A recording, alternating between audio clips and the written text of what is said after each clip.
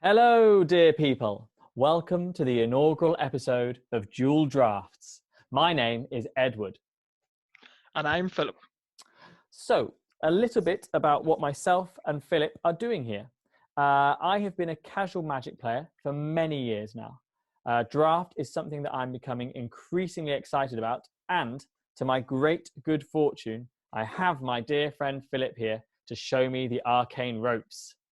Yeah, Ed mentioned that he wanted to get into draft, and being a keen drafter myself, I offered to be of assistance. We've drafted together on Arena a few times now, and we've decided to share our dual drafts. For our drafts, Philip will very much be the teacher and myself the student. With each pick, I will choose the 3 cards that I humbly consider to be the best. Yeah, and then I'm going to highlight the picks that I would consider. And there will be times when myself and Ed will agree and times when we disagree, and we hope that both instances will be useful. Following the draft, Ed's going to put his deck together, I'll chip in, and then we'll work from there. And once the deck has been finalized after Philip's input, I will play a game alone with it. Yep, and afterwards, we will discuss and analyze the deck's performance. We envisage these videos being useful for those who, like me, are long-time Magic players with little experience of Limited who would like to learn more. Yeah, we're aiming to share the fundamentals of the limited format. We will also, though, do the occasional deep dive for the more experienced players. Philip, shall we begin? Absolutely, Ed. All right, Philip. Our first draft. Our first attempt at an official draft. I'm excited. Me too. Me too. All right, so pack 1, pick 1. What are you interested in, Ed? I am interested in the Loathsome Chimera, Heliod's Pilgrim, and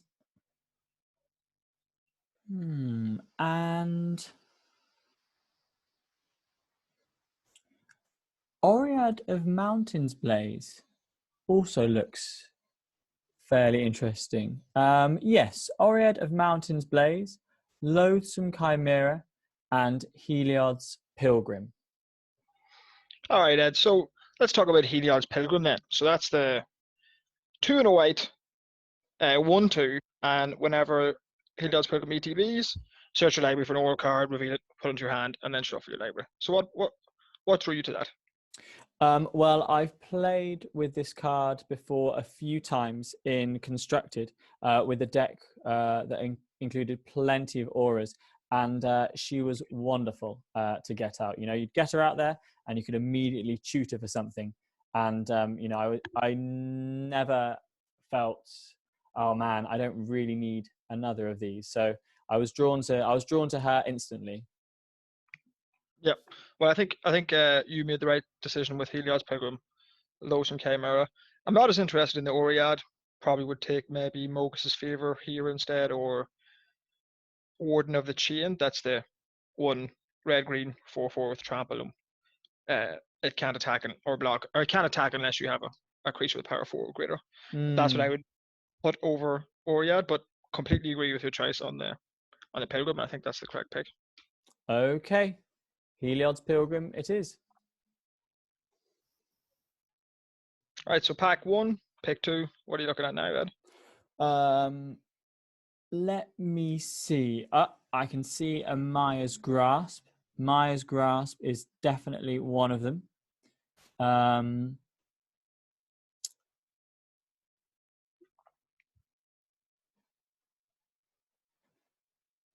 Daybreak Chimera and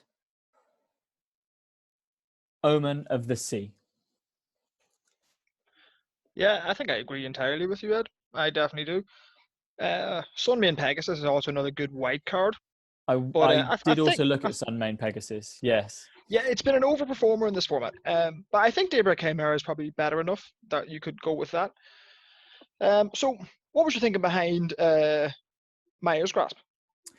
Maya's Grasp, I know it to be one of the best commons in the set, and having played with it a great many times myself. I've always found it useful. And again, we have an aura here, which will work very nicely with our Heliod's Pilgrim. I know Heliod's Pilgrim is a first pick, but Maya's Grasp itself alone is a good card, and it does work well with a card that we already have. I think I agree entirely with you that Maya's Grasp is the strongest card out of this pack. I mean,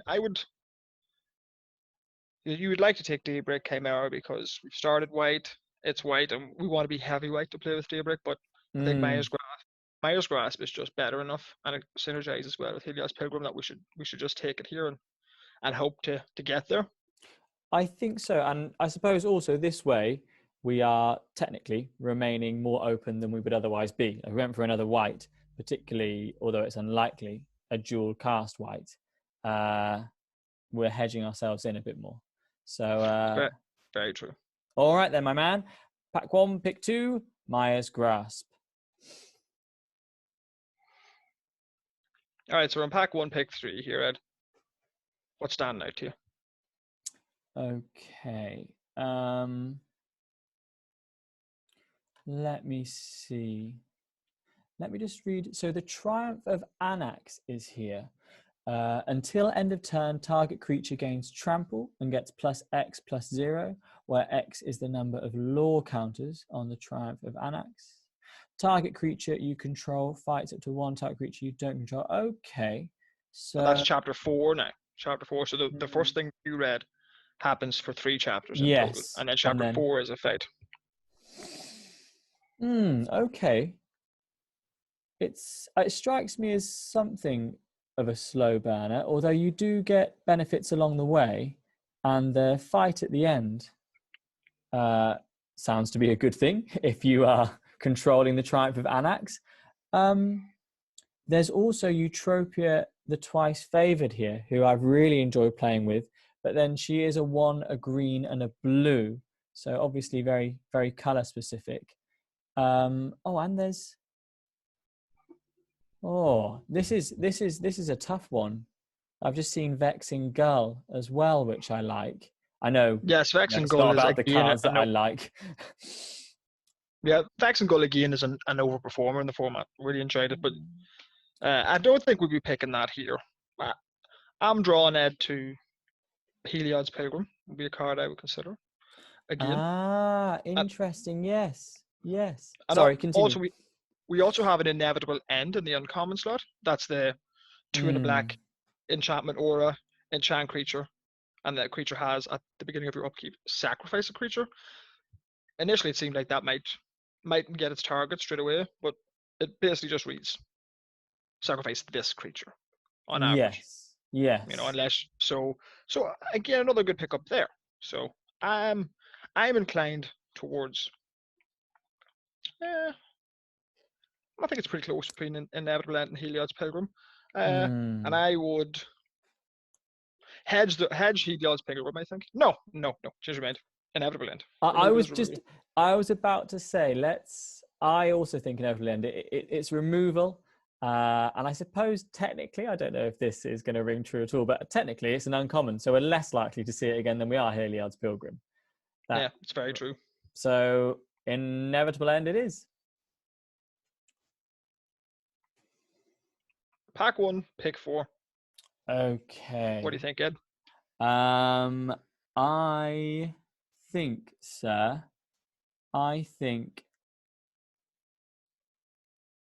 there's Alarios Enraptured, there's Triumphant Surge, and there's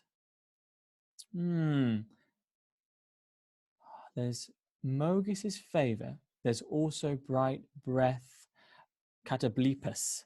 Okay, I'm going to say my 3 picks: Alarios Enraptured, Triumphant Surge, and Blight Breath Catablepus. Catablepus.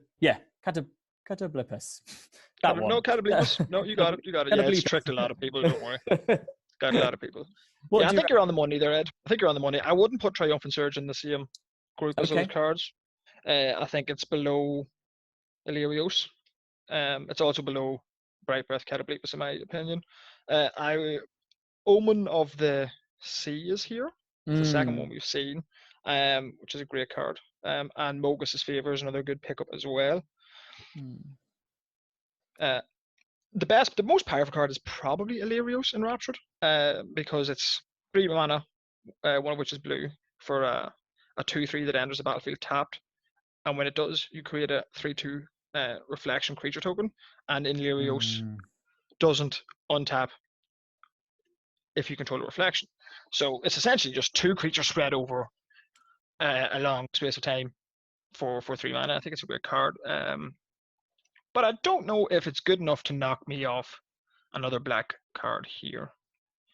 And I would be inclined to take the. I'm guessing. I would be inclined to take the Catoblepus. Yeah. Yeah. We want to be heavy black for the Catoblepus, or somewhat heavy black for the Catoblepus. But Mm. I mean, it's a walk-in removal spell, and the creatures aren't that big in this format, so you're likely to get it. Oh, just for our listeners, I suppose, Brightbeth Catoblepus is 4 black for a 3/2 beast, and when it enters the battlefield, target creature in opponent controls gets -X until the end of turn, where X is your devotion to black. So on its own, it can pick off a 2 toughness creature, and with a little bit of support, it can go a bit higher. And anytime you can get a removal spell and a creature on the same card, it's more options, more flexibility. It's always worth picking up. It's early to pick up a 6, but I think it's good enough. Okay, sir. No. I followed your reasoning and I liked it. Blight Breath Catoblepus it is. I think if we don't take the Catoblepus there, we should probably take the Mogus's Favor. Mm. So, all right, so we're pack 1, pick 5 then. Anything catching your eye here? I have to say, let me have a look. What's Slaughter Priest of Mogus? Whenever you sacrifice a permanent, Slaughter Priest of Mogus gets +2/+0 until end of turn. Play 2, sacrifice another creature or an enchantment. Slaughter Priest of Mogus gains first strike until end of turn. Okay, and that's a black and a red.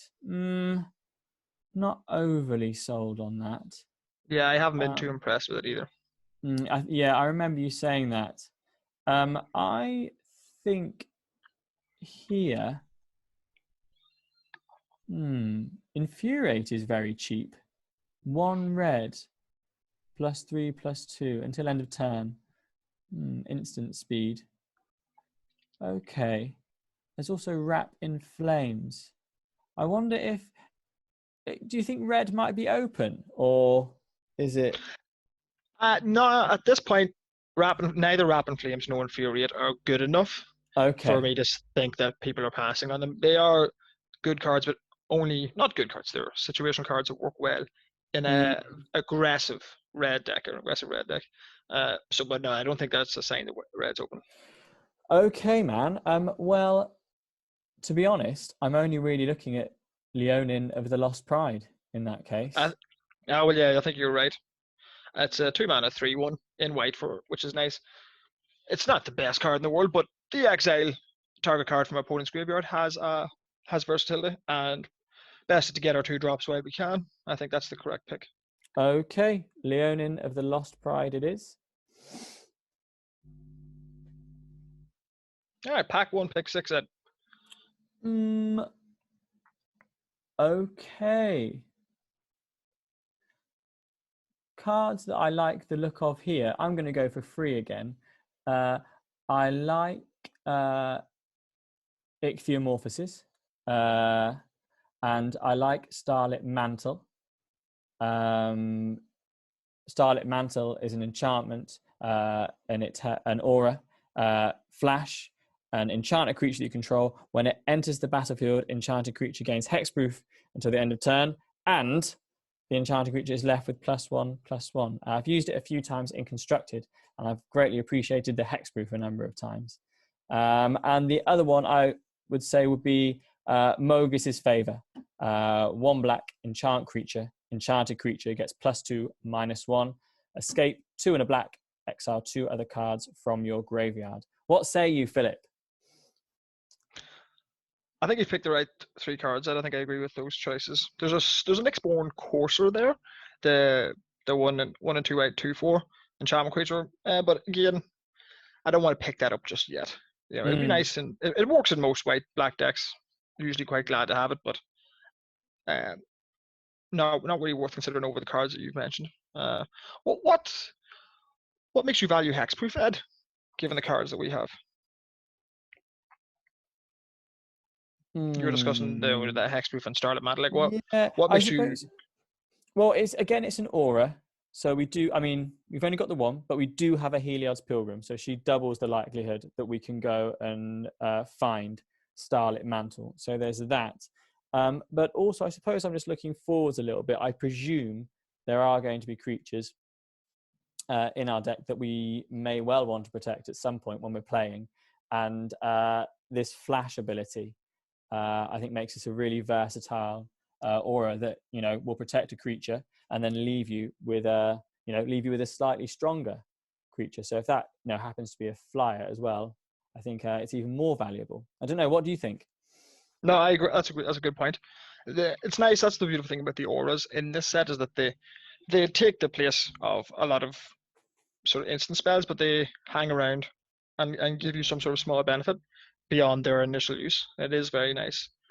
And I would think if Mogus's Favor wasn't in this pack, I might be inclined to take Starlit Mantle or the Nyxborn Courser possibly. But I think Mogus's Favor is good enough. It picks off a lot of X1 X1, say the Scavenging Harpy, the 2/1 flyer, stuff like that. So I think Mogus's Favor, probably, given that it synergizes with Heliod's Pilgrim, if it's still on the battlefield, it's a devotion for Bright Breath Catoblepas. So that's enough to swing me to say Mogus's Favor is the pick. Yeah, man. I'm absolutely fine with that. Mogus's Favor it is. And it's impressed me.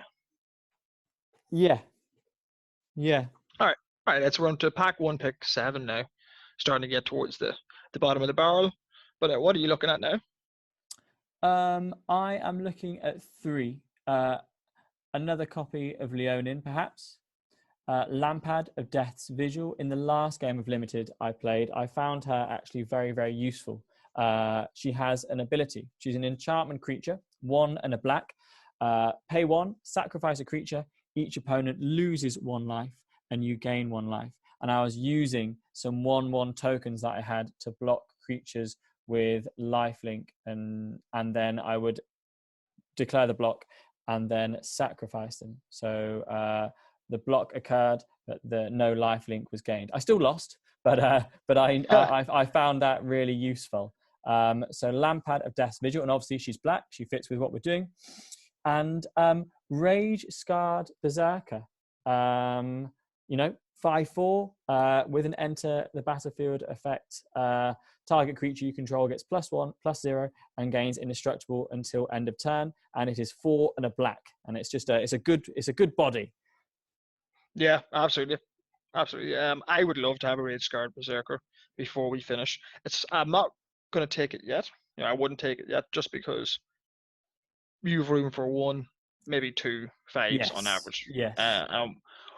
We'll get another one. Rage Scarred Berserker is not overly sought after, so we'll get another one. And we want to sort out our early curve, our 2 drops, So I think you were right to be drawn to both the Leonin and the Lampad. And I think if it was me, I would pick the Lampad here, simply because a 1/3 is a nice defensive body, and also the ability gives you reach in the late game. If you can simply get your opponent low enough, you can sort of sacrifice creatures to just drain them out. So it gives you a little bit of reach. It's a nice body, and it's an enchantment itself. It combines a lot of useful small abilities into 1 good card. So that's the one I would go for. Fantastic. Yep, Lampad of Death's Vigil it is. So we're shaping into a nice black-white deck at the moment, Ed. Yes. All right, so we're in pack 1, pick 8. There's nothing of interest for us here, really. So if you were to speculate on any card, or speculate on any color, what would you be inclined to speculate on, and what card would you take? Okay.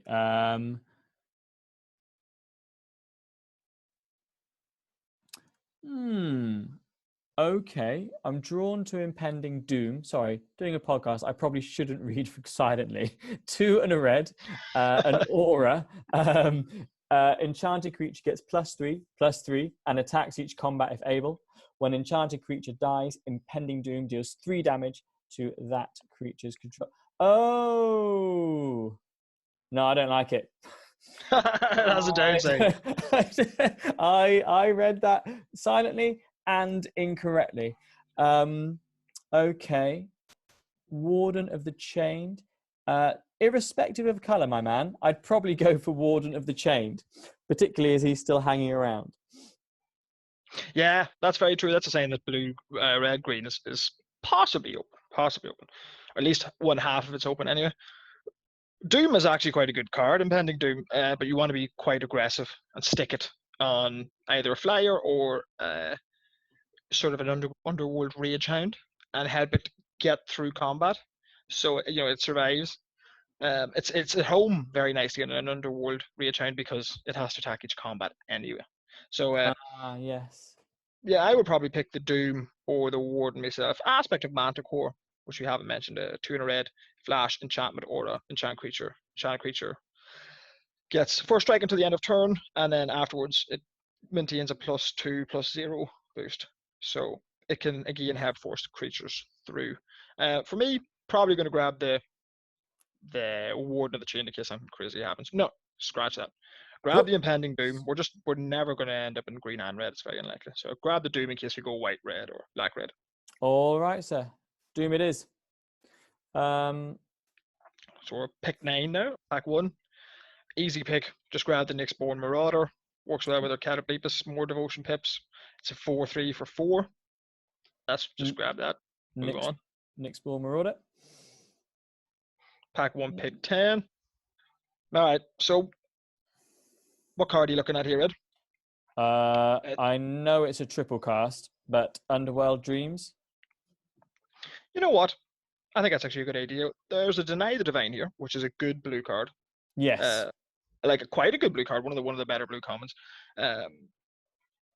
So it's worth considering that. But also Underworld Dreams, if we end up somehow in a very heavy black deck, we end up picking up what do you call that gentleman?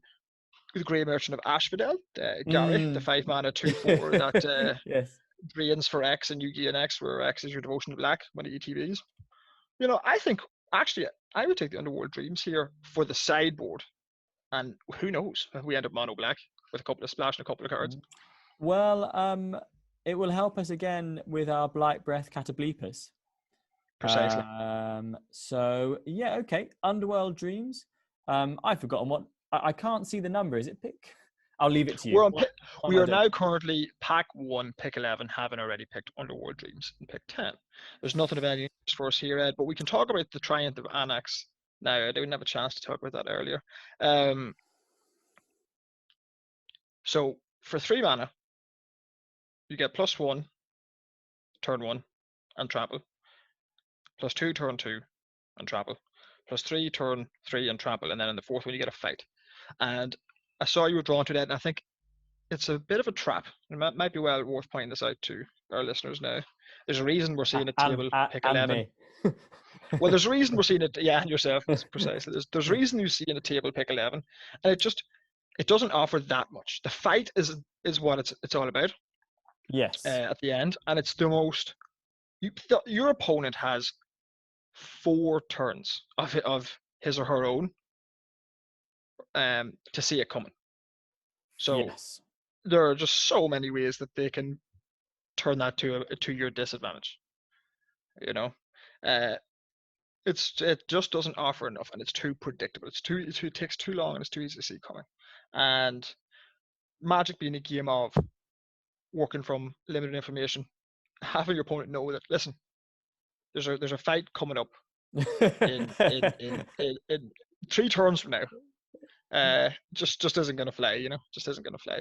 It's going to end up just doing very little for and it's not worth a card, and not worth the 3 mana you're paying for. So that's just trying to point that out. And then as far as everything else goes, I would just grab I would actually grab the Grim Physician. Pick 11. 1 black. When Grim Physician dies, target creature and opponent controls gets -1/-1 until end of turn. Yeah. So people have started people were very down in this card after a certain amount of time, but I found that it does a very good job of holding off 2-power creatures early in the game. It's not the best 1-drop, and if we end up high on playable cards, we will probably cut it because it isn't really worth a card. It's not really worth a card, but it has some versatility, and if we go mono black, if that ever happens, we might be glad to have this card to help us out. So I Grim grab that for position now. it is. Yeah. All right, pack 1, pick 12. We take the Harpy here and move Take on. the Harpy. Yep. 2 of the black, 2/1 flyer. When it enters the battlefield, exile target card from opponent's graveyard. Versatile, useful. Again, not hoping to play it, but you never know. Yes. And then yes. Here, Ed, I would be inclined, pack 1, pick 13, to grab this Wrapping Flames. If we end up black-red, go somewhat well with Impending Doom, as it is an aggressive card. So. Yes. And then, oh, that's quite nice. So pack 1, pick 14. We've got a sweet Oblivion for the board. Don't grab that yet, Ed. Let's walk through how our deck's looking before we put it into our sideboard. Yep. Okay, man. Fire away. Right, so why don't you drag that Impending Doom and that Ram Flames to the sideboard? So, I want to have a quick recap. Oh, Impending Doom is in the sideboard. Wrap in Flames is in the sideboard. All right, let's run us through what we've got then for going into pack 2. What have we got so far? Going into pack 2, we have drafted a white-black deck, heavy on the black. We have a couple of removal spells here. We have Maya's Grasp, 1 and a black. We have Inevitable End, 2 and a black. And also we have Blight Breath Catoblepas that is both potential removal and a creature. So I'm excited about those. And then also I've never actually played it before, but Underworld Dreams 3 black is another enchantment that we have. And whenever an opponent draws a card, Underworld Dreams deals 1 damage to that player. Yeah, Underworld Dreams can be a very strong card in certain matchups, especially if you're playing against a blue-red deck that's casting a lot of Thirst for Meanings to draw 2 cards and casting a lot of Fill of Possibilities. So, an Opening of the Sea, it can be very strong against opponents like that. Now, the chances of us playing Underworld Dreams are negligible, because triple black is beyond restrictive when it comes to casting cost. But we are, at this moment in time, 11 cards deep, and only 2 of them aren't black.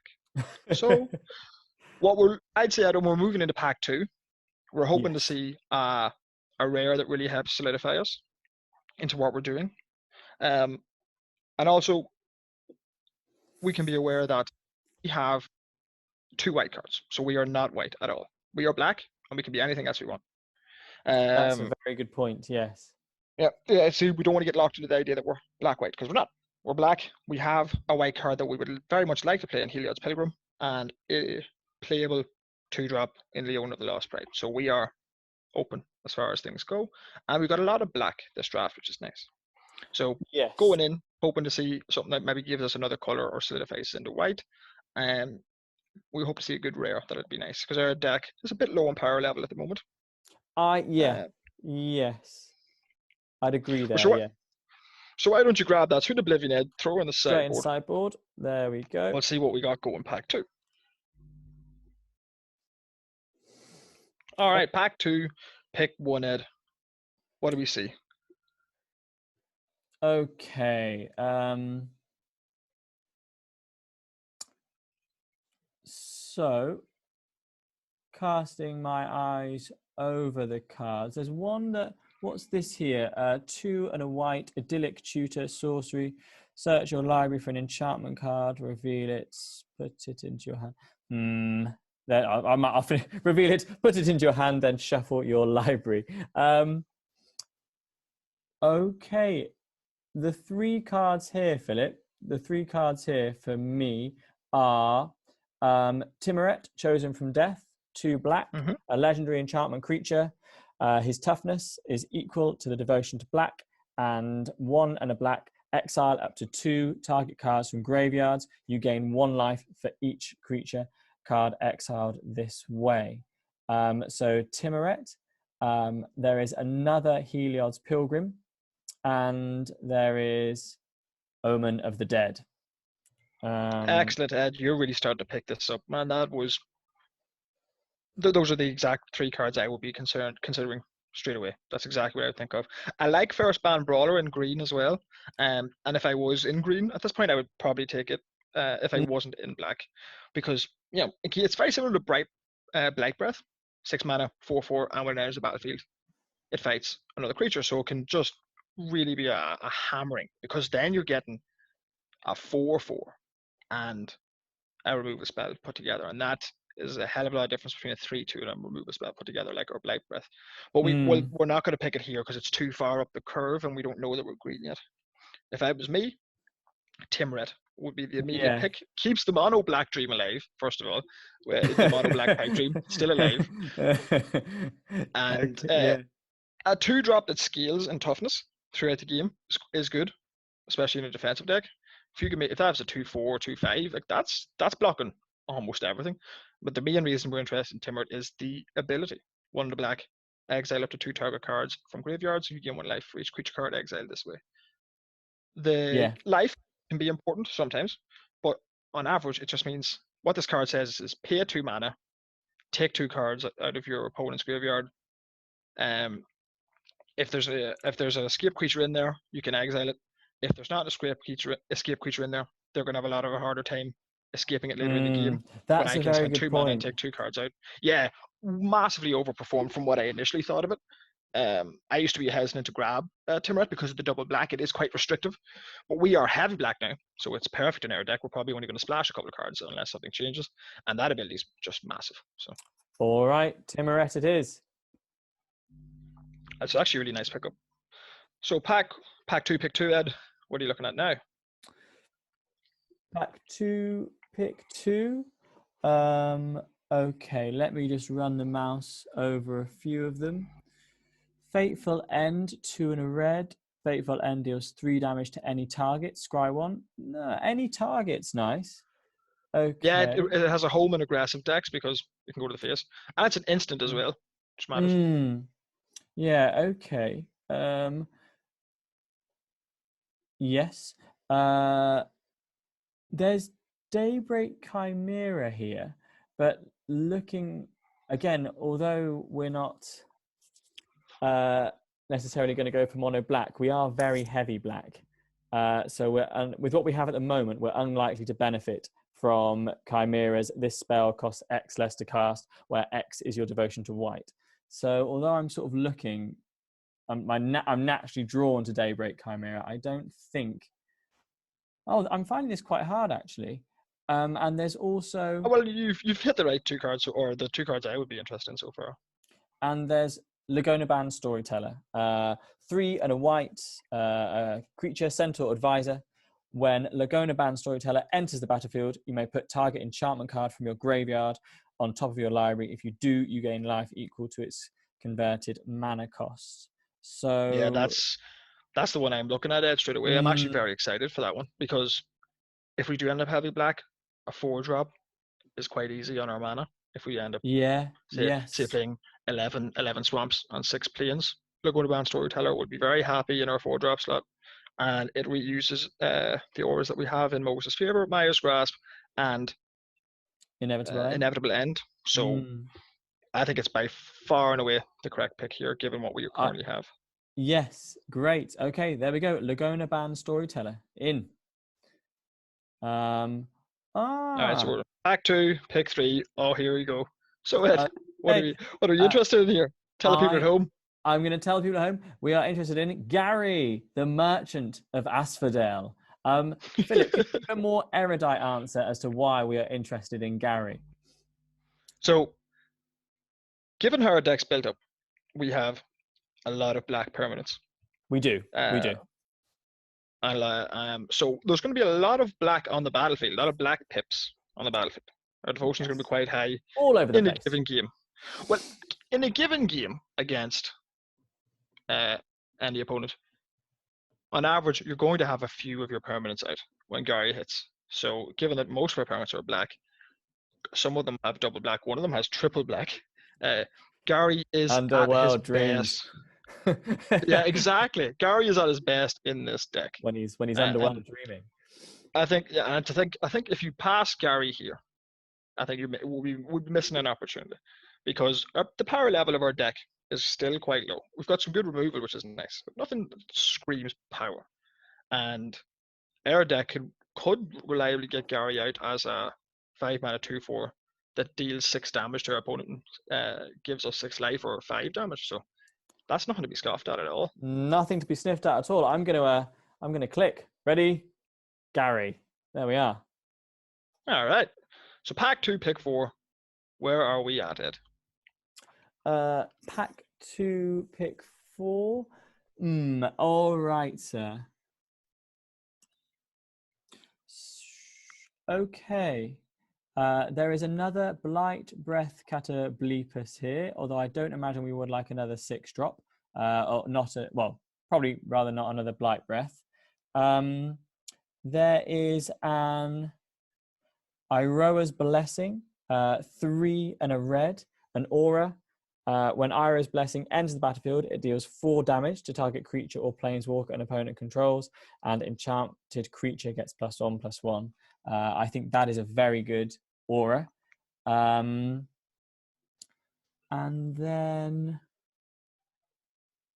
you know what? I'm not too sure. Reverent Hoplite is white, but just not at all for our deck. Not at all. 4 and a white. When he enters the battlefield, create a number of 1/1 white human soldier creature tokens equal to your devotion to white. So that's not going to help us very much, is it? Philip, I'm not too sure what to go for here. I think you've gone for the right 3 cards. I think you've gone for them in the right order when it comes to our deck specifically. So I actually would argue against you, Ed, and say that Blight Breath Catoblepus, yes, it is a 6-mana card, I agree, but it's, again, at home in our deck. It is as good. It's good in our deck for the same reason that Gary is good in our deck. You know, I mean, if this thing come in and snipe anything, you know, if we're in a controlling enough position, you know, it's going to snipe bigger creatures more often in a deck like ours. You know, with its Blighted Breath. Well, if you 6-mana 3/3/2 kill your opponent's 5/5 or kill your opponent's 4/4 is just a crazy card. So that was the one I'm most interested in, and then afterwards I would be interested in Erosis Blessing, just a great removal spell. It's another aura that the Pilgrim search up. We're probably not going to play both in the same deck, unfortunately, but worth remembering. And then the Hoplite, strongest card, one of the stronger cards in the pack, but you want to be heavy white. We could have been in this draft. We've seen 2 Daybreak Chimeras and some other shenanigans. So we could have been heavy white on this pack, but not for us at this point. So I would take the if it was me, I'd take the BBC. Rock that. BBC it is. BBC it is. All right, Ed. So we're here, pack 2, pick 5. What are you looking at? Let me see. I would be very much tempted by another copy of Inevitable End, and possibly a Temple Thief. What do you think, Philip? Yeah, I think you've got the right idea, Ed. Inevitable End, another enchantment, works well with Helios Pilgrim, works well with the Going to Ban Storyteller, and it is removal. So I would probably take the Inevitable End, and I think Temple Thief, understandable too, if you were concerned about filling up your curve. Yes. Okay. Well, Inevitable End it is. There we are. Ooh. So what are we seeing now, Ed? In pack 2, pick 6. Well, okay. I was too hard on it last time. We're going to want a 3rd Blight Breath Catoblepus, or not quite as good, a 2nd Maya's Grasp. I'm not even looking at the other cards, but that's not a good thing to say. I am looking at the other cards, and they're all very nice. But surely there has to be a 2nd copy of Maya's Grasp. Yeah, it's a no-brainer. I mean, other cards of note, the pack, Siona. We're not anywhere near Siona. Decent card. There's one green, white, 2/2. One at ATBs. Look at the top 7 cards of your library. and reveal an aura card from among them, put it into your hand. Good ability. And then also, whenever a creature you control becomes the target of a aura spell, you create a 1/1. Nice card, not what we're looking for. So we have Mogus, again, the 3 mana 2/3, sack a creature for 3 mana and draw a card. Another good card, but nothing we're concerned about here. I think you're right on the money. Second, Mayor's Grasp. Mayor's Grasp. I do like no-brainers. Suits my level of intellect. All right. Is this? I've got that game bar in the way. Is it pack? Are we pick 6? Sorry, pack 1, pick 6. Pack 2, pick 7, Ed. Oh. What are we looking? Not pack 1, pick 6. I told you my level of intellect. On both numbers, you were just 1 off. You're too good to me. You're too good to me. Okay. Here, I'm looking at 3. I'm looking at 3. Given the colours, I would say at this point we are now inevitably in. Although I would like to ask you what you think of Portent of Betrayal. But before that, I am going to say yes. Pious Wayfarer, Sunmane Pegasus, and Mogus's Favour. Pious Wayfarer is 1 white, human scout, constellation. Whenever an enchantment enters the battlefield under your control, target creature gets +1/+1, and it is a 1/2. And Sunmane Pegasus, 3 and a white with flying, 1 and a white. Sunmane Pegasus gains vigilance and lifelink until the end of turn, and it is a 2/3. So I would be looking at those 3 cards, were I being left to my own devices. Yeah, I think again, the 3 cards I would be looking at. Well, I wouldn't look at Pious Wayfarer at this point just because we're going to be so heavy black and a white 1/drop. If it's in our opening hand, we're not guaranteed to cast the thing. It's just if we go heavy black, we're probably running 10/7 or even 11/6, probably 11/6 to be honest. So the chance of having both a Plains and a Pious Wayfarer in our opening hand is very slim. So I throw him out the window. But I'm with you on the Mogus's Favour and the Sunmane Pegasus. And in this situation, I would take the Pegasus. It's a 4-drop. So if we're going to run 6 Plains, we're pretty guaranteed to hit that. So, yes. And it has really overperformed in this format. That ability to give it vigilance and lifelink until end of turn does really matter, and it wears our Mogus's Favour very well. I was just about to say that. Yeah, it does. So it'll be a 4/4 flyer with vigilance and lifelink.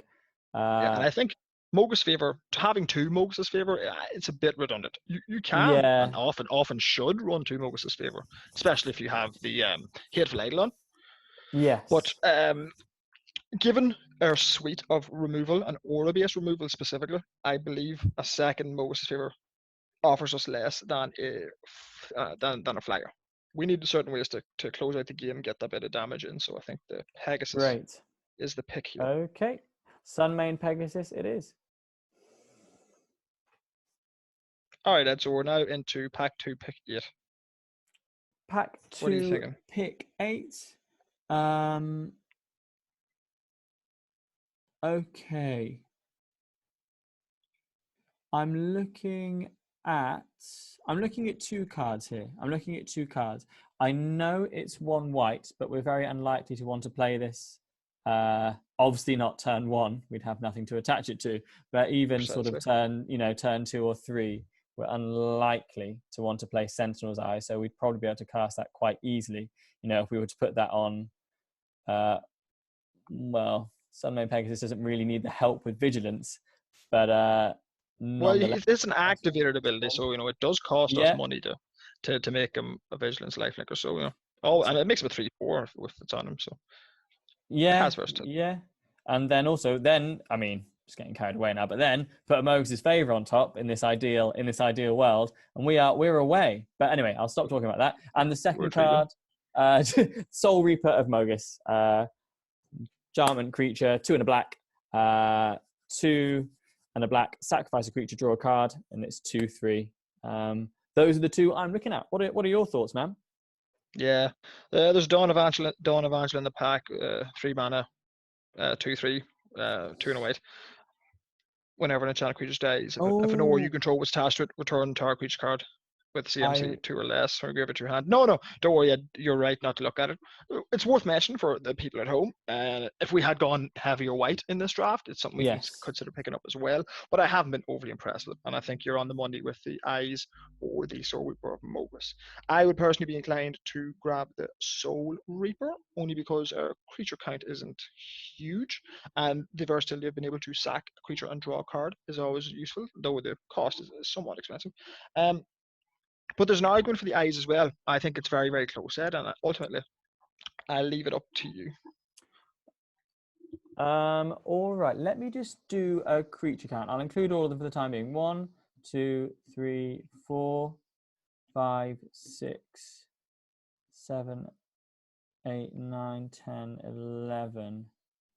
12. Now, I will say one thing, Ed, sorry. Yes, I will sir. say one thing. We were looking not to play the Physician. We would be Yeah. looking not to play the Leonin, and we would be looking not to play the Scavenge and Harpy. And Yeah. Fair dues. I think so that changes the number a lot. And Underworld Dreams is still very iffy. Yep. All right, man. No. Soul Reaper of Mogus it is. I think that's probably the more disciplined pick. When I look at Sentinel's Eyes, I think I'm seeing ideal situations. Whereas I might, in actuality, be much more grateful to have Soul Reaper of Mogus in my hand. So there we go. Curve filler. So you need that 3-drop, Ed. All right. So here we're at pick 9, Ed. We'll not waste any time on this. There's no choices here. There's an Altar of the Pantheon as well, which obviously helps with our devotion count. But it's nowhere near as good as Omen of the Dead. And Omen of the Dead and Laguna Band Storyteller, as people might know at this point, have an infinite loop now. Where if you can never mill if you have an Omen of the Dead and a Laguna Band Storyteller, and a way to consistently kill your Laguna Band Storyteller, because you can Omen of the Dead your Storyteller back, and then sacrifice it, and then put your Omen of the Dead back on top of your library. So if you have enough mana towards the end of the game, you can just consistently cycle the 2 cards. So an interesting concept. And also, Omen of the Dead will hang around and count as a black pip for our Gary and our Bright Blitz. Yes, Gary and the BBC. Omen of the Dead it is. The BBC. Yeah. Again, Ed, nothing I've mentioned here. Pack 2, pick 10. Just take that aspect, that 4 mana aura that causes the opponent to discard 2 cards. I suppose pack 2, pick 11, we grab that next one Courser as well. Throw it in. We're never going to play it. Not going to play the aspect either, but never know. Okay, these are just all duds. So just take a red card, I guess, because our sideboard has some red. Okay. Shall I take that? Shall I take that Temple Thief? I actually am really happy that wheeled, because I don't want to play the Leon of the Lost Pride, and having a 2 mana 2/2 in black to replace the Leon of the Lost Pride with makes me very happy. I think so. There we go. And before I take that Thrill of Possibility, a 1 and a red instant as an additional cost to cast this spell, discard a card, draw 2 cards. Let's discuss our deck. I'll move some things into the sideboard first. So Hero of the Games can go. Yeah. Aspect of Lamprey, 3 and a black aura. When it enters the battlefield, target opponent discards 2 cards. Enchanted creature has lifelink. I can see us not using that. Yeah, it's up in the air. It can be useful sometimes. The lifelink does matter sometimes. It's another black pip for our devotion with Gary and the Blight Breaths, but it's pretty low power level. I would definitely put that on the board. Yeah. Okay, and the same fate for Leo of the Lost Pride. I think Leo of the Lost Pride needs to get out of here. Yeah. Right. And what about his buddy, the Nyxborn Courser? Am I being a bit too severe? No, you're absolutely they're not money. actually gone. As long as memory doesn't fail us, they're still there. Nyxborn Courser is like really, really hard to cast in this deck. So we get him out. Yes. I would also, at this point, I would take out the Grim Physician, the Scavenging Harpy, and the Underworld Dreams as well. Grim Physician. Oh, I was looking forward to the Underworld Dreams. We probably will we'll see if we can make it happen. We'll see if we can make it happen. to our own detriment, I'm sure. I kind of want. No, I Okay. don't know. 3 pips is an awful lot, Ed, and I think it Yeah. could be. It could be the right No, play to play. no. Sorry. In my mind, I was thinking, no, it'll be. I would think it's quite fun to include it, and that would be to our detriment. Sorry, I didn't make myself clear. No, no worries, Ed. No worries, my man. All right, so that's pack 2 wrapped up. Pick 14. Let's throw this thrill in. And Ed, where are we looking to? What are you hoping to see in pack 3 now? Okay, so let's have a look what we've got. Power level, creatures wise, is not particularly high. So we look to be building something a little bit grindy.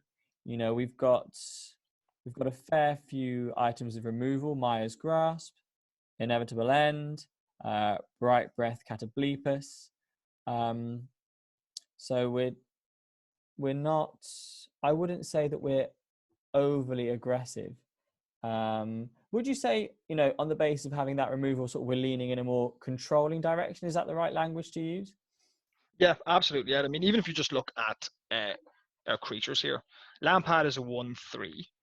Timurit is a 2x, where x is inclined to be higher than his power. Soulweb of Yes. Mogus is a 2/3.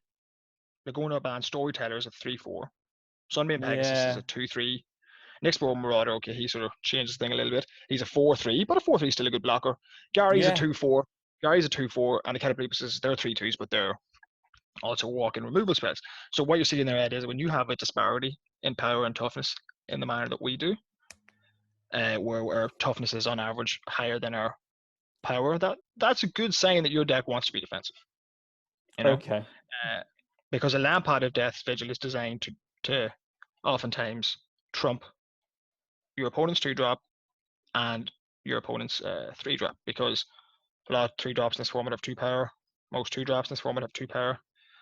So he's inclined to block better, and he can blank them, which means you pay a card, you pay 2 mana for a card, and it might blank the cards that they pay 2 and 3 mana for, and that means that you can then spend your time casting your removal spells or playing a Heliod's Pilgrim to go and get an aura, because obviously Heliod's Pilgrim, it's a 1/2, it does affect the board. We can sacrifice it with the Lampad. It has, but a 1/2 doesn't affect the board very much. So having more defensive creatures that blank your opponent's early game leave us more inclined to make plays that don't affect the board as heavily. Yes. It means the game's going to go longer, and with 2 Bright Breath Catoblepuses at 6 mana and a Grey Immersion of Asphodel at 5 mana, we want the game to go longer.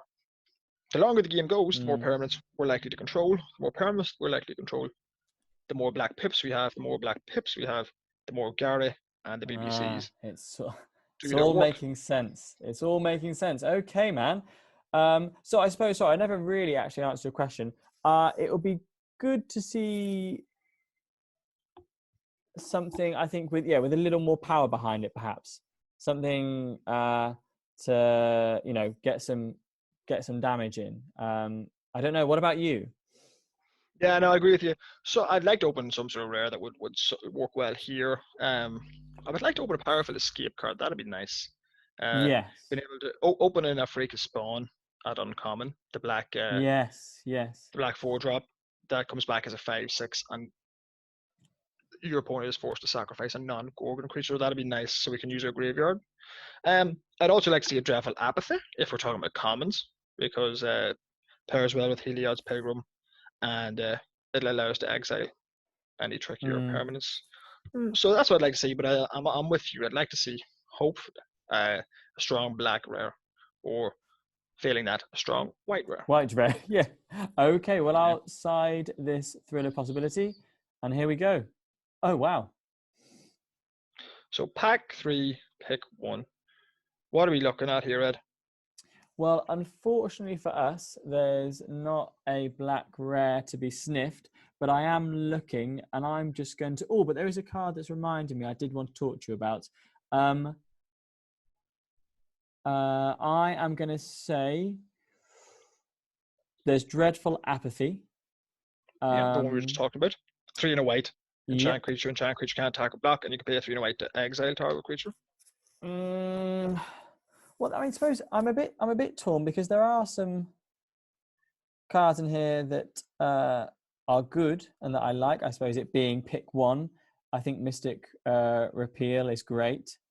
Yes, it is. It is great. And so that's a one. It's a green and instant, put target enchantment on the bottom of its own library. There's also Dryad of the Elysian Grove, 2 and a green. You may play an additional land on each of your turns. Lands you control are every basic land type in addition to their other types. Another defensive creature, 2/4. There's another Omen of the Dead, which, just for thoroughness' sake, 1 black, flash. When Omen of the Dead enters the battlefield, return target creature card from your graveyard to your hand. 2 and a black, sacrifice Omen of the Dead, scry 2. You've got your eyes in the right places, I think, you know. I'm gonna give you some work to do here. Is there an argument? I'm sure I'm wrong here. Is there an argument for potentially going into green with those 2 cards?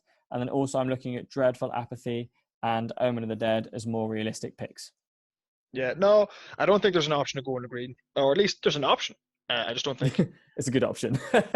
No, not even that it's not a good option. The Dryad or the Dryad of Elysian Groves, it's just not good enough to push you anywhere. Because I mean, you really look at this. The additional land, not that big of a deal. Lands being every other basic land type is nice, but only at the start of the draft when you can pick this up and be like, okay, boys, we're splashing everything. You know, we're just going to play 5-colored nonsense, base green. That, you know, that's fine. But in pack 3, we are that ship is sailed. You know, but I'm not going to start picking up splash cards when we've got the core of a ludicrously powerful base black deck here. So Dryad, off he can go. You can stay in your grove, sir. All right. So I'm at a similar argument that is going to apply to Mystic Repeal. Like, you know, although I get the impression you may like Mystic Repeal more, but yeah, it's not what we're doing here. I think it's going to have to be Dreadful Apathy, my man. Yep, I think so too. The Omen of the Dead has great versatility in our deck, given that we can recur double Bright Breath, Catabribus, and a Gary, and even our Pilgrim, should we want to search up more. And even Timur. Timur is actually of that level that we want to recur him as often as possible. But the Dreadful Apathy, it might be the best common, or damn close to being the best common. So and it interacts very well with our Heliod's Pilgrim. Yes. So we can search it up, we can recur it with Laguna Band Storyteller. So I think Dreadful Apathy is the pick, and Omen of the Dead, given our deck, is a close second pick. All right, man. And just before we move on, and I know we said we were succinct, not for our deck, but how good of a card do you think Portent of Betrayal is? Oh yes, you mentioned this earlier in the draft. Yeah, I forgot. Sorry. Not related to what we're doing. I don't want to pick it, but I've often wondered about it. Yeah, I mean, Portent of Betrayal. So again, for our listeners, if you're newer to draft, a common theme that runs through draft limited formats is black and red as a combination being a sacrifice deck, and that's where Portent of Betrayal and cards like it that we've seen in the past work their best, because what you do is you pay the 4 mana for Portent of Betrayal here, 3 in a red, and you gain control of a target creature until the end of turn. You untap that creature, and it gains haste until the end of turn, and you scry 1. So you steal that creature.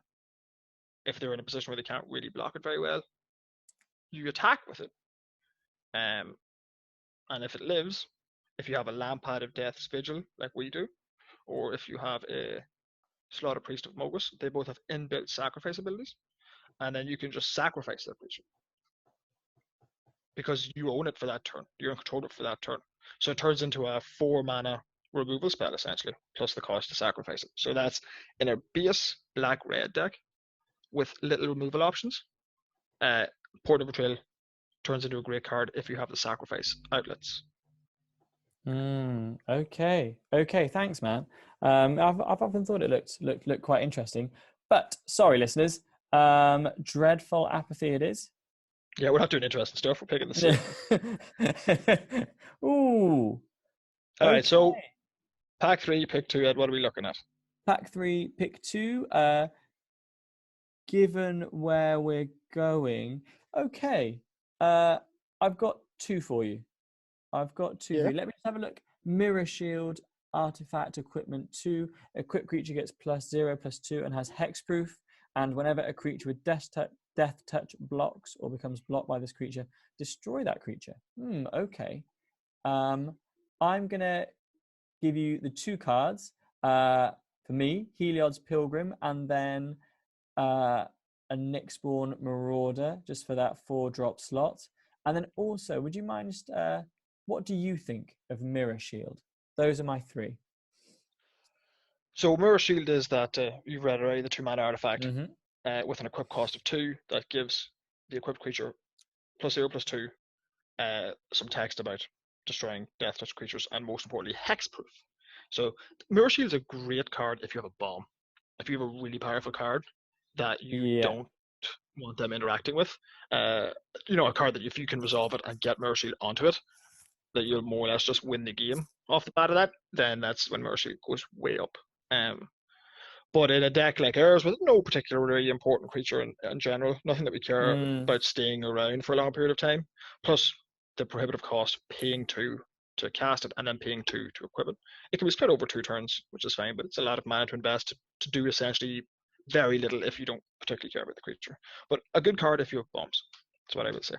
All right, sir. So what do you reckon of my other 2 picks then? Heliod's Pilgrim and Nyxborn Marauder. Well, we've got 4 3-drop creature, we have 3 4-drop creatures here. One of them already being a Nyxborn Marauder, and while I do love the double black pips in Nyxborn Marauder, to go with our Gary and our BBCs, I would still take the Pilgrim here because of the sheer amount of great auras that we have. Yes, yeah, I think that's the most sensible. We have a Mogus's Favor, we have 2 Maya's Grasps, we have 2 Inevitable Ends. Oh, and so just picked up a Dreadful Apathy. Yeah, I'll get the Pilgrim. Pilgrim it is. Yeah. All right, Ed. So, pick 3. What are we looking at? I'm looking at 2 cards, sir. I'm looking at Drag to the Underworld, 2 black. Instant, this spell costs X less to cast, where X is your devotion to black. Destroy target creature. At instant speed, if I didn't say that already. And Maya Triton. 2-drop, Death Touch, enters the battlefield, put the top 2 cards of your library into your graveyard. You gain 2 life. And she's a 2/1. Having read her and having jogged my memory, I'm not sure we've got a little escape with Mogus's Favor. I'm not sure though we really want to be chucking stuff into the graveyard, especially not with Heliod's Pilgrim around. When you go searching your library, I've got 1 card, Philip. Drag to the Underworld. Yeah, I'm having the same debate as you were having, Ed, which is Drag to the Underworld versus Maya Triton, that 2/1 Death Toucher. So it works like this. Yes. Maya Triton shores up our early game. It can't be blank at any point. So if you draw it late, still useful because it has Death Touch. Unless something has flying, it's going to be able to block a 6/7, and get rid of it. So that's great. Drag to the Underworld is at its best in our deck, given our heavy black. And it can destroy creatures that our other removal can't touch. So like a Maya's Grasp can't kill something with more power or with more than 3 toughness. Dreadful Apathy can get rid of that, and so can Inevitable End. So it's a really tough pick. It's like, do we want more removal? That'll probably cost 2 at instant speed. Or do we want a Maya Triton to block early? So it's more about now figuring out what side of our curve we're looking to work on. But then again, Drag to the Underworld costing 2 means it can be a pretty early game card as well. So I think it's very close, Ed. Putting 2 cards in the graveyard, somewhat of a problem, but we have an Omen of the Dead to get back anything overly powerful. Having a Golden Band Storyteller to get back any auras that we dump in there. And given our entire deck, now they're looking at it, is creatures and auras. There's nothing we can't dump that we can't get back. So we're the unless we dump our Golden Band Storyteller and our Omen of the Dead in the same turn.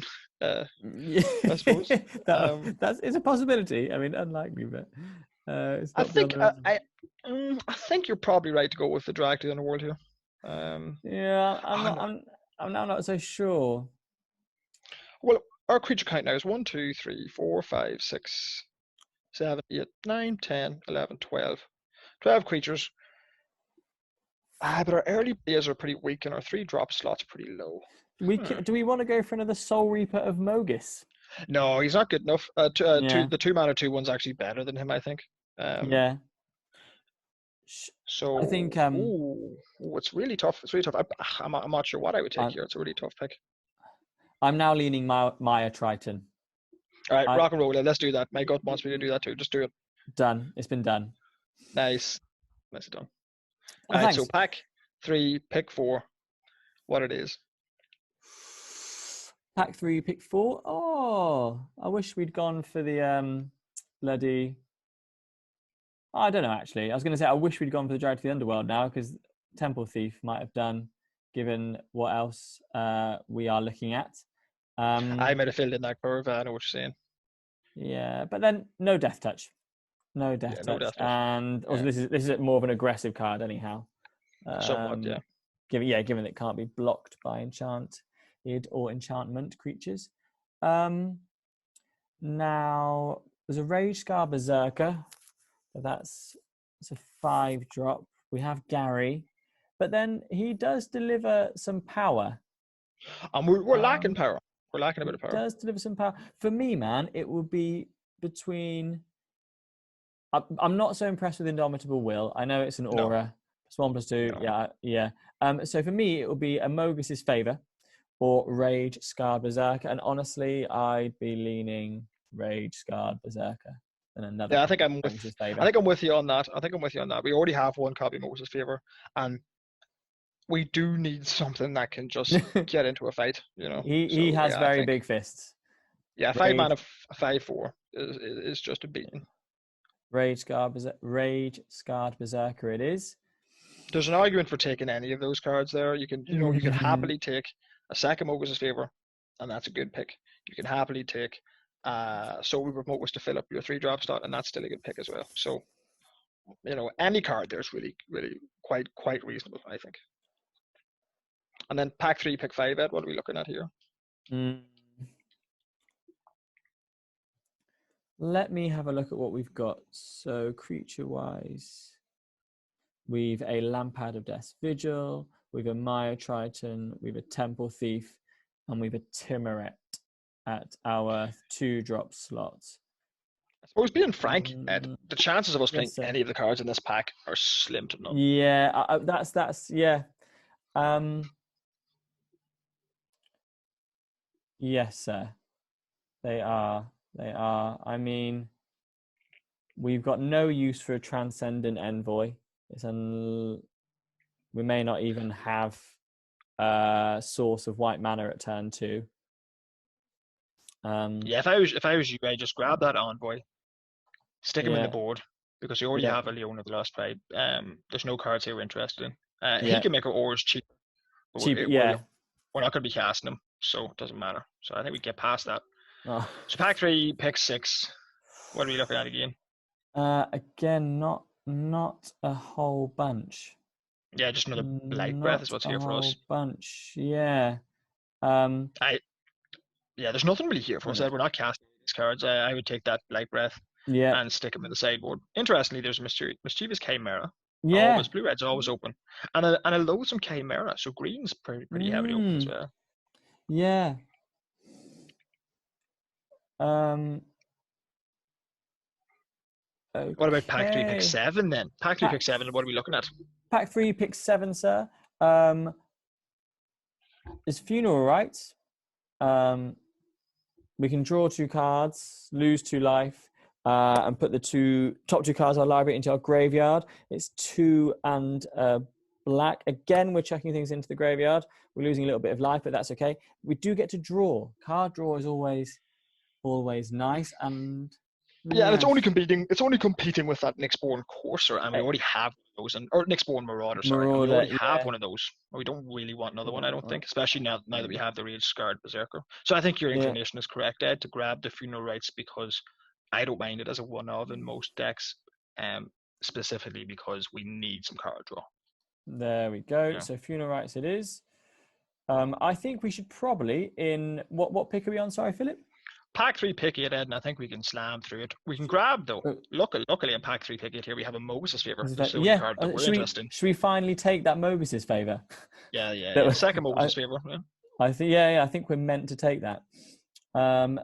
Second Omen. Second Omen for Pack 3 pick 9. I agree. It's only over Scavenge Harpy, and we're just not going to play that. Do you mind, sir, if I grab that Mirror Shield? I was going to say grab Mirror Shield for the board anyway. There we are. You never know when it might be useful. You never know when the opponent has a lot of death touchers, or you just need that extra 2 points of power. Oh, and a Soul Reaper of Mogus as well. Wow, we are doing it now. Pack 3 pick 11. Grab it, slap me in. Hey, we're not going to want another 2-drop no matter how bad things get, and we're not really going to want another Soul Reaper of Mogus at this point. So Pack 3 pick 12. Grab another Soul Reaper, stick him in the board. Yeah, there we go. And I'm going to go for... Ooh. Yeah, Pack 13. Pick 13. Sleep of the Dead. Sleep of the Dead's great in the blue-red aggressive deck. And the Memory Dread... Oh, actually... Should I pick that now? Should we discuss here? Or should we... Oh, no, sure. At this point now, we're finished up. So let's just grab that Memory Drain Pack 3, pick 14, and move on in to the deck and discuss. All right, Philip. All right. This is what I have managed to cobble together. I have gone for... Come on, mouse. There we go. One Mogus's favor. Useful as a boon for one of our creatures, but also potentially removal, and it being an aura works very well with Heliod's Pilgrim. A couple of Omen of the Dead, again, flash, very, very useful, and we can return creatures that we might lose along the way to our hand, and again, that little pip of black will help us out with Gary and the BBC. I've left in 4 2-drop creatures.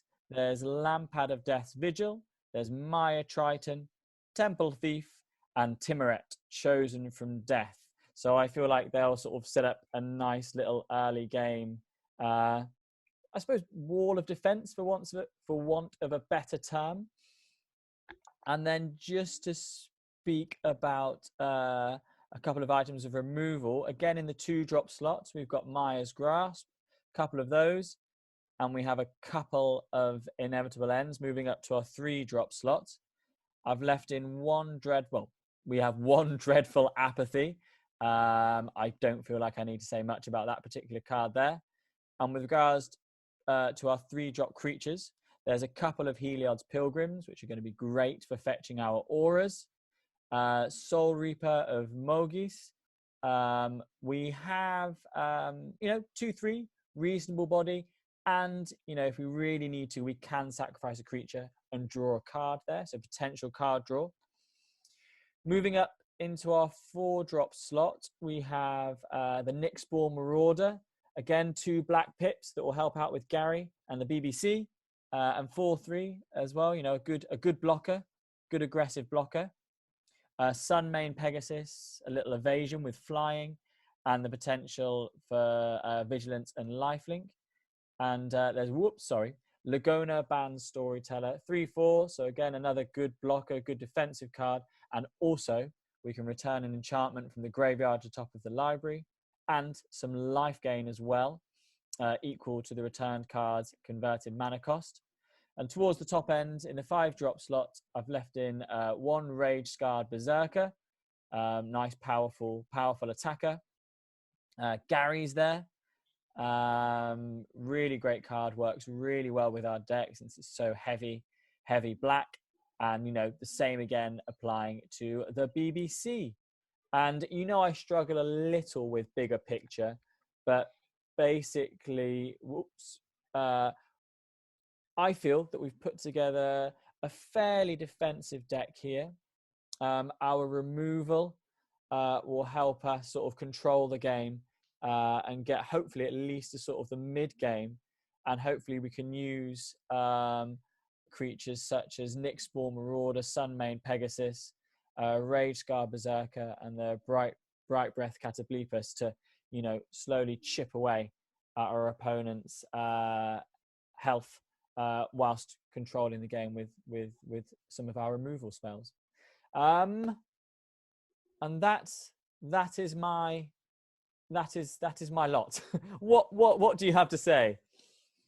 I think you've hit the nail on the head, Ed, with your breakdown there and your build, more or less. As you said, it's going to be a game of attrition for this deck, and it's great to see we have all of the tools necessary. Being able to find and recur those useful auras, removal-based auras, and the incidental life gain, which I'm only realizing how much we have of that at the moment. We actually have Timuret gains us life, the Lampad gains us life, Great Merchant of Asphodel gains us life, and Laguna Band, Storyteller, Sundry, and Pegasus all gain us life, which, if we're trying to have the game go as long as possible and beat our opponents through better management of our resources, that extra life gain's going to make a massive difference, I think, as well. So yeah, I think as long as I'm able to manage the resources well in game, yes. Oh yeah, well, I have utmost faith in you, Ed. I have utmost faith in you. I would almost leave this deck exactly as it is. I think you've built it perfectly. The only changes that I would suggest would be bringing in Funeral Rites out of the board there, just to have a little bit of card draw. Because one way this deck can lose is by running into a patch of lands or bad draws, and just not affecting the board quick enough. So Funeral Rites, if we do get stuck, Funeral Rites will help us search for something to push on into the late game or the mid game. So I think taking out Funeral Rites, putting it in the deck, and removing your Temple Thief, I think would be the best choice. Temple Thief is more of an aggressive, semi-evasive card. And given that we have 3 good 2-drops and 2 Midas Grasps in there, I think we have enough early game plays to make. Wonderful. Yeah, we can afford to lose 1 Thief, I think. And the card draw should help us push through. And also, the 2 life that we lose, again, would be counteracted by the incidental life gain this deck has. Yeah, no, I can follow that. Yeah, perhaps I have underappreciated there quite how valuable card draw can be, and often is in the game of Magic. Any other changes you'd like to make, or anything else you'd like to comment on or suggest? I suppose we should probably mention why we're not running Underworld Dreams. Why did you decide not to run it? Oh, mostly because of you. No. Yeah. Well, honestly, I didn't because I think we'd said during the draft that due to its requirement of 3 black to get it out, it didn't really cross my mind. I think I'd already sort of pushed it to the back when building, which isn't necessarily a good thing. I should have more carefully considered all of our cards. But I suppose I'd have to say just turn 3, so we need 3 black pips to be able to play it. It's a card that obviously we want to play as early as possible. And also turn 3, I think I'd rather play Heliod's Pilgrim if I have one. Yeah, and you've sort of hit on the main reason, Ed, right there, that we're not playing Dreams. Well, both main reasons. First of all, as you rightly said, the mana cost is restrictive, even in a heavy black deck like this. And as you said, you'd rather play something like Heliod's Pilgrim, something that affects the board, something that actually does something, right? I mean, Underworld Dreams, it's nice, but you play it and you pass your turn, that's it. Nothing happened. They lose 1 life on their upkeep. And now, what if they just play a 4-drop? And you're like, oh, well, about to lose 4 life. Yeah, precisely. So it doesn't do enough. And there are decks that definitely want it. And it would work well with Gary and Bright Breath, but it doesn't affect the board enough. So I think you were right instinctively to not even look at it really, because it's something of a trap card at times. So I think that was a good decision. All right then, man. All right. Well, thank you very much for running me through that. Do you think we're okay with our land count there? 10 I and think 7. so. I think so. there's an argument for 11-6 perhaps, but I prefer the 10-7 split just to be able to more reliably cast Heliod's Pilgrim. I What would you like have for that, Matthew? reliable. Yeah, I like reliable. Okay then, brother. I am going to click on done here, if that works with you, and I will jump into our first game. Let me just, because we spoke, didn't we? Because the thing is, listeners, we've tried this a few times, and it doesn't really work. Having Philip and I talking as we play, it gets a little messy, as you can It well does. imagine. But I'm not sure I've got the technical know-how to mute him without potentially stopping the record. So Philip, we'll just have to. I will restrain myself. I'm not going to speak to you whilst playing. If you could restrain your laughter, your tears, anything, any utterance, that'll be great. And then we will reconvene at the end of the game. Does that sound okay? Yeah. I'll probably mute my mic or something so I can't be heard There we scoffing go. in the background. Yes, that would work perfectly. Okay, thanks, man. So done. Yeah, good luck, Um, Big game, Ed. Thank you very much, sir. Thank you for all your help. And like I said, listeners, I will do my best to be a good host. And here we go.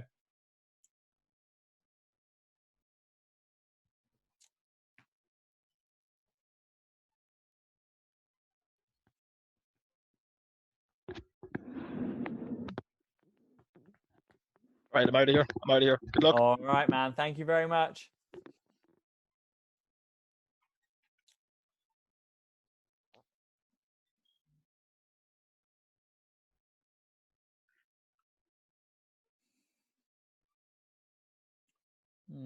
Okay. Sorry, I forgot doing a podcast. Don't just think silently. So we've got one of each there. I wouldn't mind having another land, but then we've also got Omen. Yeah, we've got Maya's Grasp. Doing all right.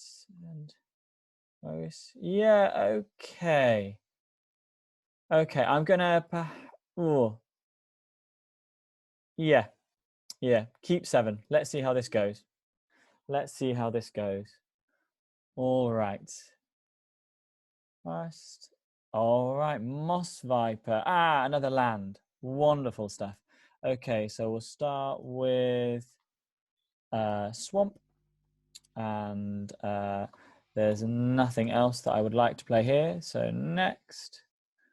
And I will end my turn. Omen of the Dead. Enters the battlefield, return target creature card from your graveyard to your hand. Okay, so it's passed to attackers. Let's see what he does here. Yep.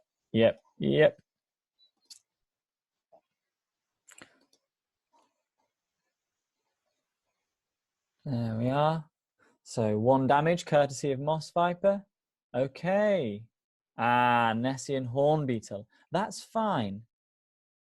I think I'm going to get rid of that because that's potentially very annoying. I wonder what Philip would do here.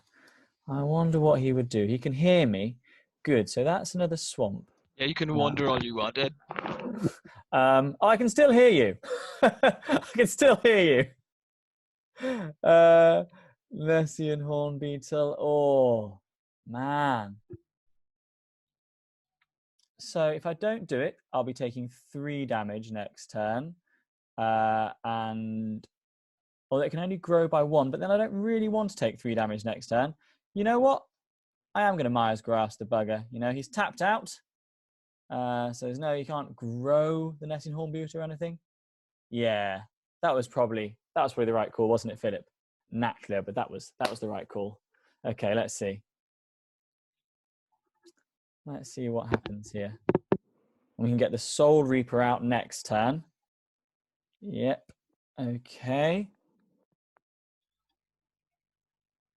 So first play Maya's Grasp. Nessian Hornbeetle is gone.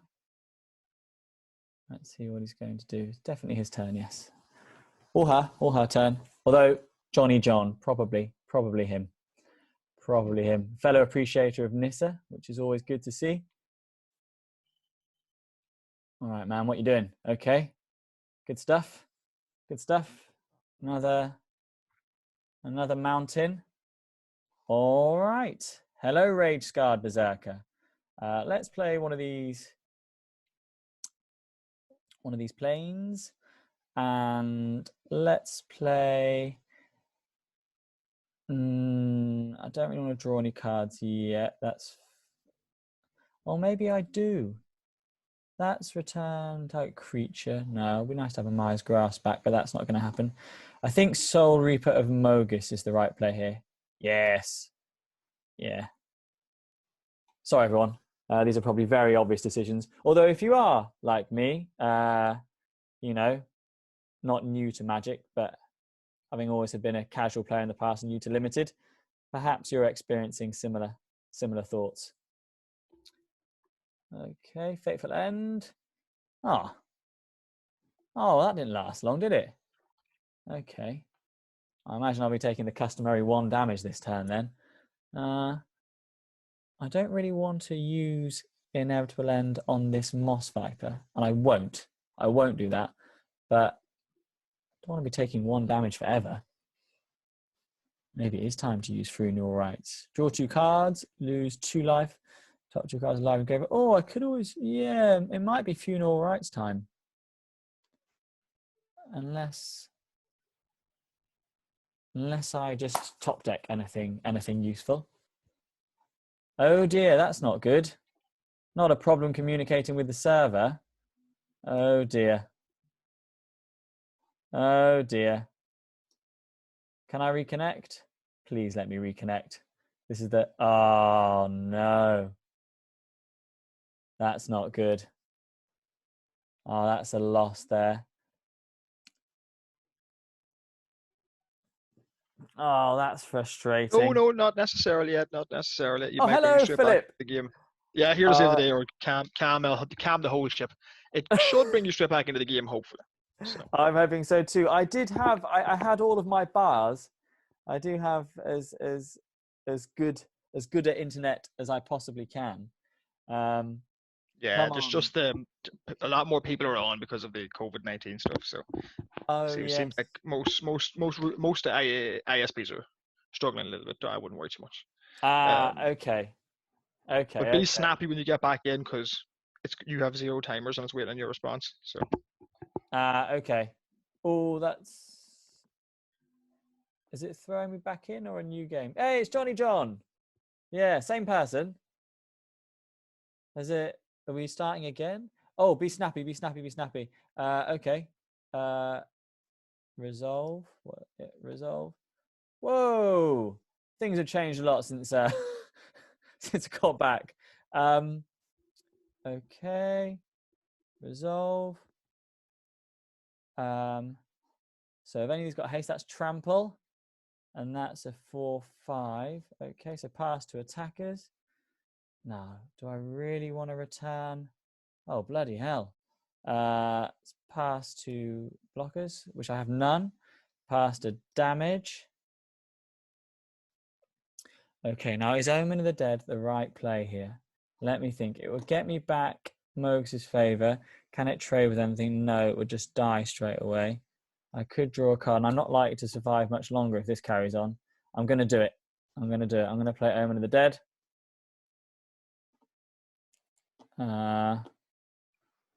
Yeah, sorry, but Mogus is back, and I've got Heliod's Pilgrim. Okay, so let's do that. Now, Heliod's Pilgrim will let me, and then I can chump block. Yeah, and I can cast. I've got another Maya's Grass, so that Stampede Rider is going to get it. Let's see if I can do this. Oh, Heliod's Pilgrim's a 3-drop. Okay, that's not so good. A slight oversight there.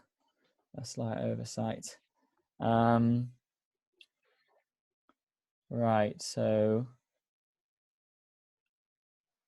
yeah. Sacrifice another creature. Oh, +1 and gains menace. That's no good. Right, so it's taking another 4. Sorry, Heliod's Pilgrim. All right. Oh, this is not looking good.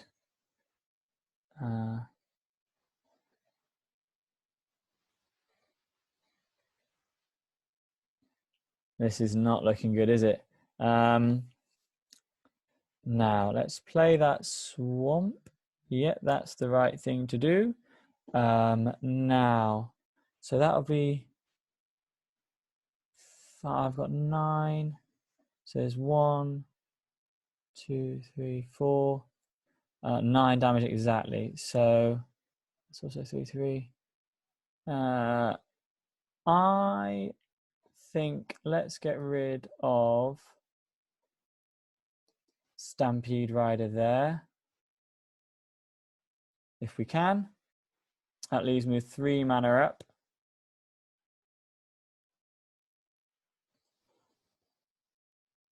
That's tapped. Oh, we can sacrifice it, but that's fine. Does the same thing, I suppose. Yeah, that's fine.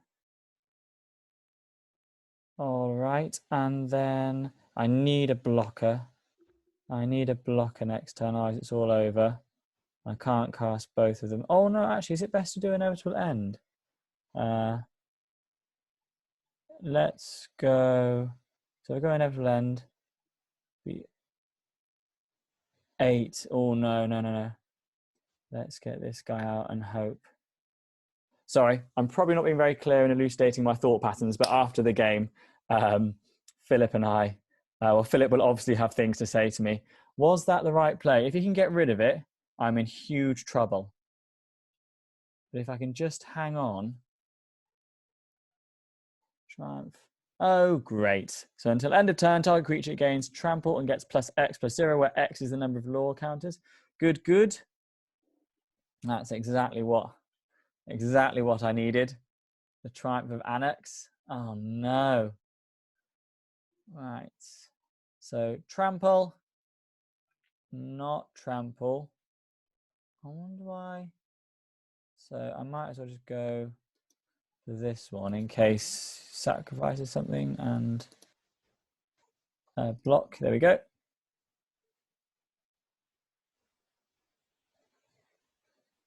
Okay. So this is looking pretty grim. So I can't... Oh. Now. The Blight Breath. So I get -2, -2. Ooh. Or is it best to do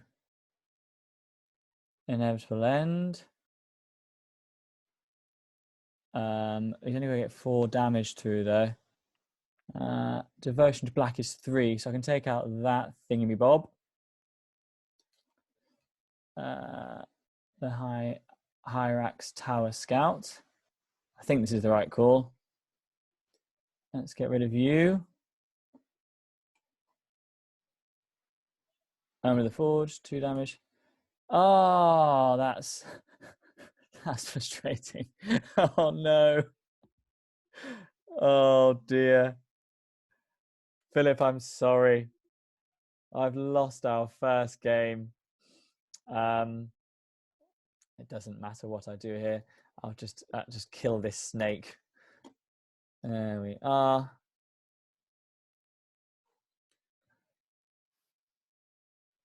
And that's that. That's that. A first loss. A loss first. Okay. Philip. Hello, Ed, my dear friend. Hello there, my man. Sorry about that. Well, you got pretty unlucky disconnecting, and you lost. I think you lost a turn, like an entire turn. I think it skipped over. Yeah, well, when I came back, there were significantly more creatures than Yeah. when I had left. But what were your? I suppose let's just look at the decisions that I made. Let's look at the decisions that I made. Where could I have done better?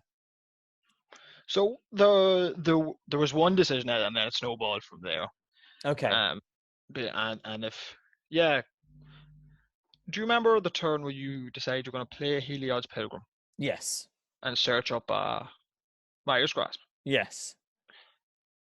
The best play there would have been to slap the inevitably end on the Skull Force War Leader. Yes. Because then he has to sacrifice a creature, or if he wants to keep the War Leader around, or he has to sacrifice the War Leader. Mm. So you should just slap that on him straight away. I know the idea is I need a blocker, but any blocker you put out there is going to die most of the Yeah. time. You know, Yes. Yeah. is the Okay. problem. And then what do you call it? And then that just compounded everything after that because Yeah. uh, then when you play the Soul Reaper of Mogus, you should have all, just played the inevitable end then as well that turn because you just had to chump block you just had to throw away your Soul Reaper of Mogus to block the Hydrax Terror Scout Yes. as well. So I'd say if you just again it's just a matter of using the resources as best as possible. And that was Yeah. just an Yeah. example No, that's fine. That's of great. doing it incorrectly, you know, or not doing it incorrectly, but of No. misapplying resources. You know, you did it out of sequence, I suppose. Incorrectly is fine. I'm fine with that. It was a decisive loss. And I am here to learn. So yeah, no, it obviously did cross my mind to do that. I just, I made the wrong decision. I made the wrong That's decision. it's hard to make these decisions quickly whenever the game is there in front of you, you know. But looking back at that's I think what we can learn. Yeah. Because he almost certainly sacrifices his Skull Force War Leader then because he doesn't want to throw away his board for one attack. Hmm. And then um, you're facing down that turn just the 2/3 Stampede Rider and the 1/1 Death Toucher. So you take like 3 damage there. Then you can just Myers Grasp the 3/3 next turn, the Hydrax Terror Scout, and then he's left with. You can Heliod, search your Myers Grasp, and then Myers Grasp a 3/3, and he's left again with a 1/1 and a 2/3. Ah, You know, and then yes, your yes. Rune Scarred Berserker can blank uh pretty much everything. Then once you get to 5 mana, it can blank it as well. Yeah, And yeah, your war leader can also Skull Force. Oh, not your war leader. Sorry, your Soul Reaper of Mogus blanks the 2/3. As long as he doesn't have another creature with power 4 or greater, they can just bounce off each other. yeah, yeah. No, that's great. That's great. You know, that all makes sense. And I'll try and put all of that, to good use um in the coming games. I think although it's kind of a vague lesson, we've spoken about it a few times, haven't we, in terms of really making the most out of what you have. Things are, by their very name, limited. So using things at the correct time. And I wanted to. I remember just feeling an overriding compulsion to get a blocker out there. I knew that would grab me some removal, so I could deal with a creature there and then. But no, obviously it wasn't enough. It was a reasonable play, but the problem is, um, if you play it out, uh, him getting the smaller creature out of the way and having a chump blocker is a very short term fix, Yeah, and the Skull Force War Leader is the big problem. So then getting him out of the way first, you take more damage in your life total, but you're better able to then stabilize the board afterwards by playing more yeah, removal and more creatures. Then, whenever you don't have to throw away a body necessarily to chump block, uh, yeah, yeah. it's never worth. It's very rarely worth chump blocking unless the attack is going to be lethal. Because a 2/3 Oh, now can't interesting. block Okay. a 2/3 right now can't block a 4/3, right? But next Mm. turn, a 2/3 and a 1/2 can block a 4/3. And you only lose one creature if they have 4 power because they can't deal 5 damage to you. So it's the equivalent of trading your best creature for their creature. You know, so it's better to hold on to your bodies for as long as possible. So do you find that's generally a very good rule of thumb, if not always? Oh yeah, almost Yeah. always. Unless there's a very specific card that you're playing around. Like if we knew he had Omen of the Forge, and we knew that if we didn't chump block, we were going to go to 2 life and he could kill us from there. Yes. Uh, then we would have to chump block because we know he has the card anyway. So if you're Mm. playing around that, but on average, the best shortcut is do not chump block unless you absolutely have to. because you can Yeah. double block later on in the game, and one isn't dead, as they say. One is not zero. So if it's not killing you, don't block. Yeah, okay. Well, that's a great lesson. Okay. So chump block when only absolutely necessary, or if you're pretty sure it's absolutely necessary. um, Yeah. yeah, okay, that's great. That's great. And obviously making the most out of one's resources. And also when you were speaking and you were saying, basically, I made a short-term decision, and I think those are rarely good in any walk of life, but also I suppose particularly with our deck, because we were just saying, we want to be going long, really.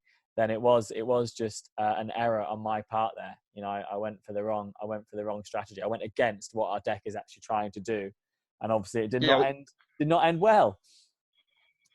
Yeah, you got put on the back foot as well, Ed. I mean, that disconnection is not very helpful. I mean, you were time walked. You went a turn behind, maybe 2 turns behind. You lost your entire turn essentially, and he got his turn. So that Yeah, I was wondered. unfortunate. My head was racing too much at the time. I wondered sort of, how these two creatures had appeared, but there we go. I mean, I felt on the back foot fairly early on, but certainly after that, yeah, I just, I felt really on the back foot. Yeah, because I mean, you think about it, if you get into that, and that doesn't happen, he's not putting that much pressure. He's swinging with a one death touch. I mean, yeah, cool.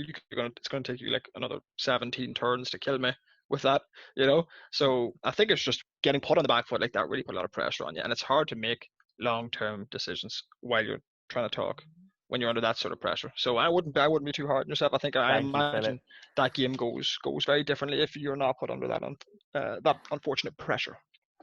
I will take that. I will take that. And I'd just like to say to anyone who is listening to or watching this, I will endeavour to sort of get better at highlighting my thought processes, which should be easier for me to do as I sort of get more and more involved with Limited and more familiar with what's going on. But I really hope that what Philip and I have been discussing has been useful.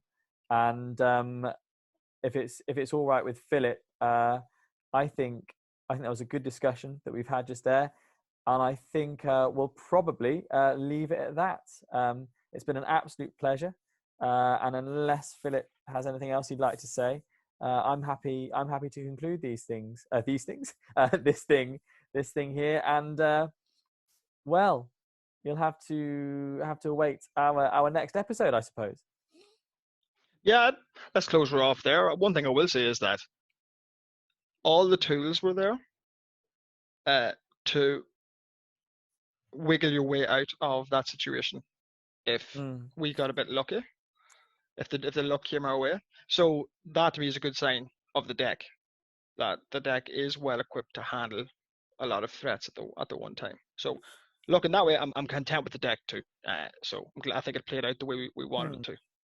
Yeah, no, I think I would definitely fault me there and not the deck. The tools were there, and I really think I was going against our deck strategy. I need that'll be a good thing for me to keep in mind, obviously, when playing in the future. What is it? Remembering what it is the deck is trying to do, and not just think about what it is that I want to do. And listeners, again, for the sake of brevity, Philip and I have decided we're just going to upload our first game. But I imagine at the beginning of the next podcast, by way of introduction, we will probably talk about how the deck did, and I promise we'll be honest. We won't make anything up, so we can give sort of a rundown of what happened when we next upload something. How does that sound, Philip?